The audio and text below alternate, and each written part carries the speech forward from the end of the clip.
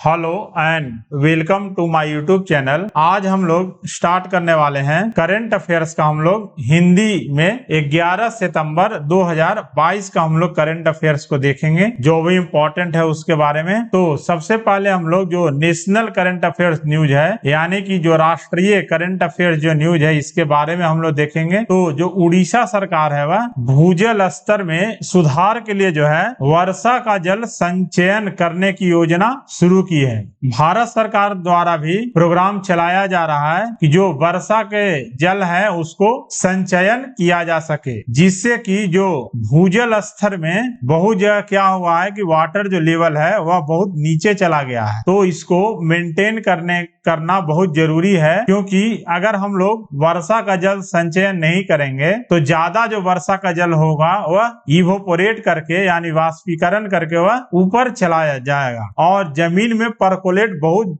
कम होगा इससे। तो इसके कारण क्या होता है कि जो वाटर लेवल है वह काफी नीचे चला गया है बहुत से क्षेत्रों में।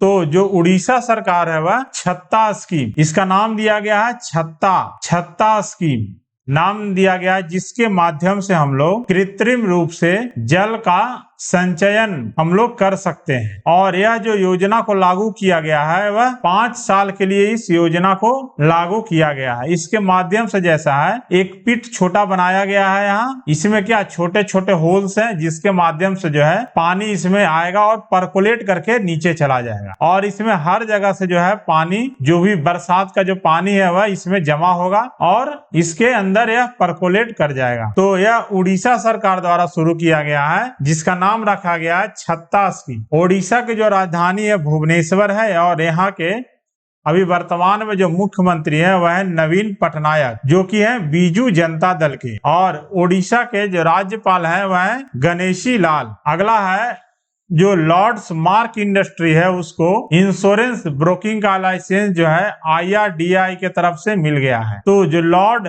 मार्क इंडस्ट्री है वह बीमा क्षेत्र में भी अपना कदम रखा है और उसको जो है लाइसेंस मिला है IRDAI के माध्यम से। अगला है बिहार में सबसे बड़ा जो देश का रबर डैम का जो उद्घाटन किया गया है वह फल्गु नदी में। इसका उद्घाटन जो है बिहार के मुख्यमंत्री हैं नीतीश कुमार के द्वारा किया गया है। और यह जो रबर डैम है वह 400 मीटर चौड़ा है और 3 मीटर यह ऊंचा है। पहले क्या था कि जैसे फल्गु नदी में जो था उसमें पानी सिर्फ यह जो है बरसात में ही सिर्फ रहता था, जिसके माध्यम से जो पिंडदान करने वाले लोग आते थे उनको भी बहुत ज्यादा समस्या होता था, क्योंकि इस नदी में जो था जो पानी का गहराई था वह बहुत कम था। तो अब इस रबर डैम बनने से जो है लगभग 8 से 10 फीट तक का पानी जमा किया जा सकता है। और पहले जो क्या था कि इसमें पानी निकालने के लिए हम लोग इस नदी के जो है उसको गड्ढा करते थे, हम लोग 2 फीट 3 फीट तक इसको गड्ढा किया जाता था, ताकि जो था जो भी पानी इधर उधर से आकर वह जमा हो जाता था और स्टोर होता था। उसी में जो है जो पिंडदान करते थे वह स्नान करते थे। इसको करने के लिए जो है जो भी यहाँ जिला प्रशासन था वह जगह जगह वह गड्ढा करता था इसको नदी के अंदर। तो अब क्या हो गया, यह जो रबर डैम बनने से जो है 8-10 फीट तक का जो पानी होगा वह स्टोर होगा। तो पिंडदानियों के लिए भी यह आराम होगा कि अब उनको गड्ढे में स्नान नहीं करना पड़ेगा और इस डैम के माध्यम से जो है पानी भी फल्गु नदी में स्टोर किया जाएगा। और यह जो रबर डैम है वह देश का सबसे बड़ा यह रबर डैम है, जिसको कि मुख्यमंत्री नीतीश कुमार के द्वारा इसे उद्घाटन किया गया है। अगला है देश का पहला राष्ट्रीय इलेक्ट्रिक फ्रेट प्लेटफॉर्म, मतलब माल ढुलाई के लिए ई फास्ट इंडिया को लॉन्च किया गया है। तो जो नीति आयोग है वह देश का पहला राष्ट्रीय इलेक्ट्रिक फ्रेट प्लेटफॉर्म, उसका नाम दिया गया है ई फास्ट इंडिया। इसको क्या उन्होंने लॉन्च किया है। अगला है जो छत्तीसगढ़ के मुख्यमंत्री हैं भूपेश बघेल, उन्होंने राज्य में 2 नए जिलों का उन्होंने क्या उद्घाटन किया है। यह जो 2 जिला का नाम है, एक है शक्ति और दूसरा है मनेन्द्रगढ़ है, चिरमिरी भरतपुर, जिससे अब जो है इस जिले इस राज्य में जो जिलों की संख्या हो गई है अब बढ़कर 33 हो गई है। अगला है जो Fortune India richest list announce किया गया है, जिसमें कि गौतम अडानी जो है वह भारत के सबसे अमीर व्यक्ति बन गए हैं। तो जो गौतम अडानी है वह वर्तमान में जो है विश्व के तीसरे नंबर के अमीर व्यक्ति में अभी आते हैं और वर्तमान में भारत के सबसे अमीर व्यक्ति बन गए हैं। अगला है जो HDFC बैंक है वह गुजरात में बैंक ऑन व्हील्स को लॉन्च किया है, यानी कि जो चलता फिरता बैंक है यार, जिसके माध्यम से जो क्या होगा, जो दूर गांव में जो लोग रहते हैं उनको भी इसके माध्यम से फायदा मिल सकेगा। इसका मेन यही मकसद है। एक वैन में जो है बैंक ऑन व्हील्स वैन का अनावरण किया है उन्होंने, जिसके माध्यम से जो भी निकटतम शाखा होगा उससे 15 से 25 किलोमीटर दूर दराज के गांव का वह दौरा करेगी।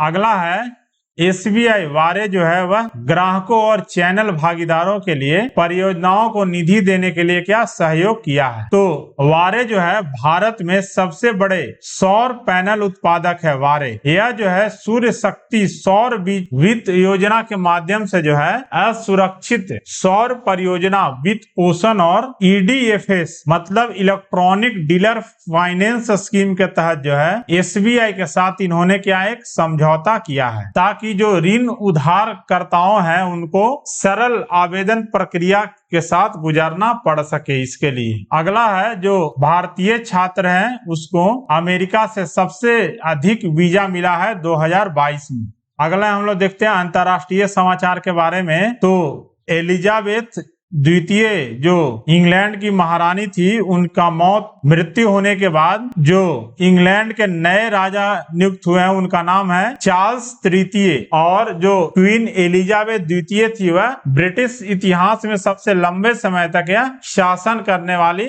महारानी थी। अगला हम लोग देखते हैं पुरस्कार से रिलेटेड न्यूज के बारे में। तो जो सिंगापुर के राष्ट्रपति है उन्होंने भारत के पूर्व नौसेना प्रमुख है जिनका नाम है सुनील उनको मेधावी सेवा पदक से सम्मानित किया है। तो जो भारतीय नौसेना के पूर्व चीफ ऑफ नेवल स्टाफ है एडमिरल सुनील लांबा, वह सेना निवृत्त हो गए हैं, उनको मेधावी सेवा पदक से सम्मानित किया गया। और यह जो पदक से सम्मानित किए हैं वह सिंगापुर गणराज्य के राष्ट्रपति हैं मैडम हलीमा याकूब। अगला हम लोग देखते हैं जो धूमधाम से जो दिन मनाए गए हैं इसके बारे में।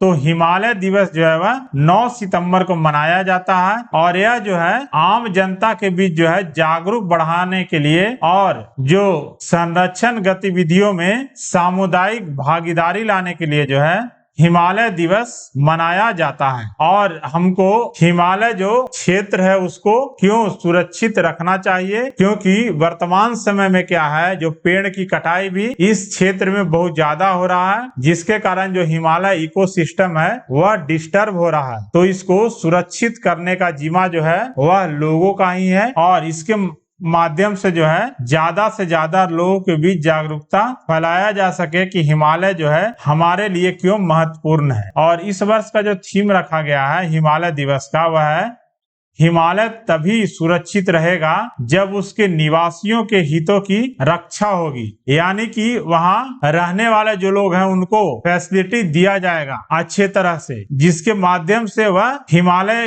का जो एरिया उसको डिस्टर्ब नहीं करेंगे। तो इस वर्ष का यही थीम रखा गया है कि हिमालय को तभी हम लोग सुरक्षित रह सकेंगे जब तक वहाँ जो रहने वाले लोग हैं उनके जब तक हितों की रक्षा नहीं होगी तब तक हिमालय कभी सुरक्षित नहीं रहेगा। अगला है विश्व आत्महत्या रोकथाम दिवस जो है 10 सितंबर को यह मनाया जाता है और यह जो मनाया जाता हुआ WHO के द्वारा यह मनाया जाता है। और WHO के मुताबिक जो है विश्व स्वास्थ्य संगठन के मुताबिक हर वर्ष लगभग 8 लाख जो लोग हैं वह आत्महत्या की वजह से अपनी जिंदगी खत्म कर देते हैं। इसमें ज्यादा जो लोग हैं वह 15 वर्ष से लेकर 29 वर्ष तक के यह लोग हैं। और यह जो सुसाइड केस जो है वह या तो अविकसित देशों में मिलता है ज्यादा या विकासशील देशों में ज्यादा या देखने को मिलता है। और इस वर्ष का थीम जो रखा गया वह है क्रिएटिंग होप थ्रू एक्शन, यानी कि लोगों में अपने काम के जरिए उम्मीद पैदा करना। यह जो है इस वर्ष का विश्व आत्महत्या रोकथाम दिवस का थीम रखा गया है। अगला हम लोग देखेंगे जो पुस्तक जो लॉन्च हुए हैं इसके बारे में। तो पवन सिंह लाल के द्वारा एक पुस्तक लिखा गया है जिसका नाम है forges metal, Nrupender Rao and the Pennar story. यह जो लिखा गया है वह एक वरिष्ठ पत्रकार है पवन सिंह लाल के द्वारा यह पुस्तक लिखा गया है। अगला हम लोग देखते हैं विज्ञान और प्रौद्योगिकी के बारे में। तो अभी DRDO है और भारतीय सेना जो है वह सरफेस टू एयर मिसाइल का सफल परीक्षण किया है। और यह जो सरफेस टू एयर मिसाइल का सफल परीक्षण जो किया गया है वह उड़ीसा के चांदीपुर क्षेत्र से यह सफल परीक्षण किया गया है। और यह जो मिसाइल है वह सतह से हवा में मार करने वाली यह मिसाइल है, जिसे कि हम लोग कहते हैं क्वेरसम मिसाइल। क्वेरसम प्रणाली पर यह आधारित है। Quick response surface to air missile इसका फुल फॉर्म है, यानी कि त्वरित प्रतिक्रिया मिसाइल, जल्दी यह रिस्पॉन्स करेगा यह मिसाइल जो है वह। अगला हम लोग नियुक्तियां के बारे में देखते हैं। तो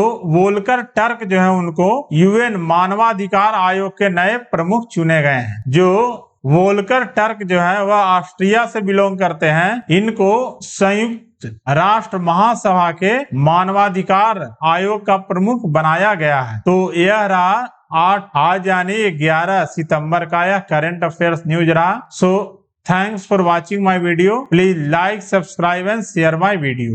As well as please comment below